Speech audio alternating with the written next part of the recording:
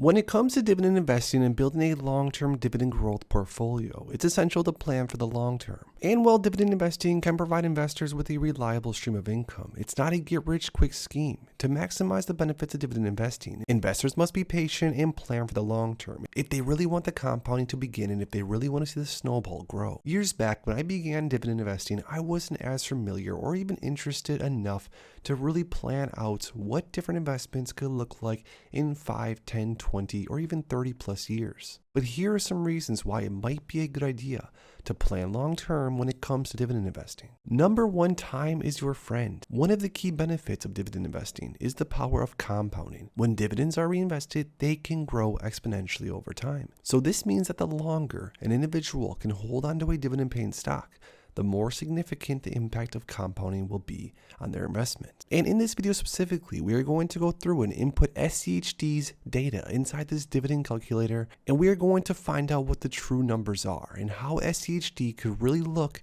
in 5, 10, 20, 30 years down the road. So right here on the screen, you can see a dividend calculator, and this is a free dividend calculator. It's just on marketbeat.com.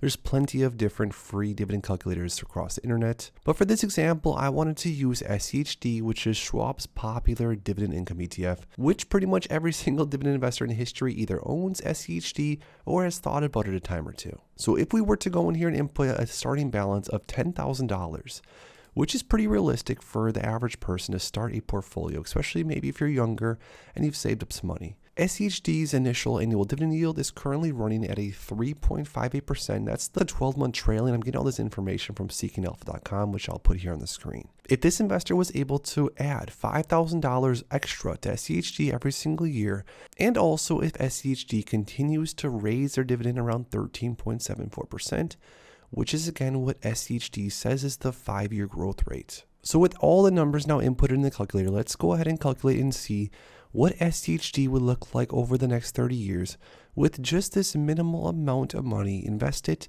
and of course having all the dividends reinvested. So right here on the screen, you can see that with a $10,000 initial investment in Schd, this investor would earn around $362.83 per year, which again is around a 3.8% yield. So not all that much, obviously. That's not really enough to live off of by any means. Definitely enough to maybe pay a bill or two, but let's keep going. Year number 2, and this is again with the reinvestment of the dividends and also some more money added on top of that every single year. So year number 2, this investor would already be earning over $622 annually. And what's also important is that the yield on cost with something like Schd, because they do and they have grown their dividends so consistently and aggressively, the yield on cost is going to move up very, very quickly compared to maybe other ETFs and or other stocks across the market. Year number 3, you would now be up to $944 plus of annual dividend income, getting closer and closer to that $100 per month goal. By year number 4, the investor would have passed the $100 per month averaged out of dividend income, which is significant, with a yield on cost now of over 5%, which is getting to that higher yield range. And again, it only took 4 years to get there. If we skip over a few years, by year number 10, this investor would be at $6,797 per year. So getting closer and closer to that $1,000 per month goal with a 12.36% yield on cost. And as we see, it only took a number of years for the yield on cost of your investment to actually jump above 10%. By year number 15, this investor would be earning $22,336. And this is annually, so over $1,000, almost $2,000 a month now in just dividend income from just a $10,000 investment with $5,000 added every year and just reinvesting the dividends, letting the fund, letting the portfolio, letting the snowball do its thing. By year number 20, you would be at $79,000 plus of annual dividend income. Now, at this point, this investor would be earning much more in annual dividend income from this investment in Schd than most people do with their day jobs. You would be earning almost $80,000 by doing absolutely nothing. Now, what's really spectacular is that after year 20, the dividends just really start to juice up the portfolio, because at this point, you're adding so much fresh capital in every single year by reinvesting the dividends.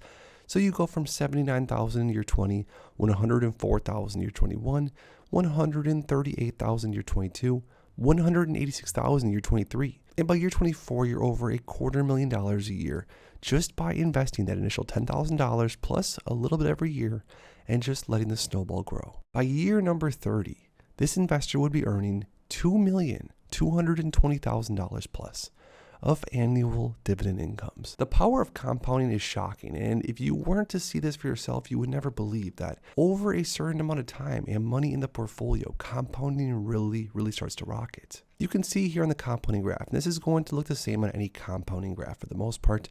It's like a hockey stick. For a while, it's going to feel sort of slow, and it's going to take some time. But once you hit a certain point, the inversion of the compounding starts to go absolutely crazy until the investor would be making more money than they likely know what to do with. If you enjoyed this video and you want to see more videos like this, make sure to please like this video and also subscribe to my channel for more. Thanks as always, and I'll see you in the next one.